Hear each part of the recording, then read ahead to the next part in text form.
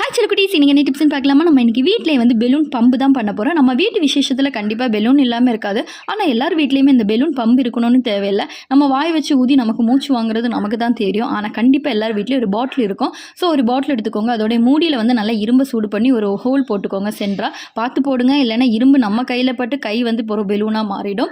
அதுக்கப்புறம் அங்கே எங்கேயாவது வந்து உடஞ்சதுலேருந்து ஒரு சின்ன பீஸை எடுத்துக்கோங்க பெலூனை. அதை வந்து கட் பண்ணி நம்ம அந்த பாட்டில் மூடி சைஸுக்கு வந்து கட் பண்ணி எடுத்துக்கோங்க. அது ஏன்னு பார்த்தீங்கன்னா, அந்த பாட்டிலில் ஒரு ஹோல் போட்டு வந்துடுமா, அதை வந்து கவர் பண்ணுறதுக்கு தான். நம்ம செல்லோ டேப்பை வச்சு கவர் பண்ணிக்கலாம். ஆனால் ஒரே ஒரு போர்ஷனில் செல்லோ டேப்பை வச்சு கவர் பண்ண வேண்டாம். மிச்சம் இடம் எல்லாமே வந்து நம்ம கவர் பண்ணிக்கலாம். இப்போ இதை மூடி போட்டுக்கலாமா?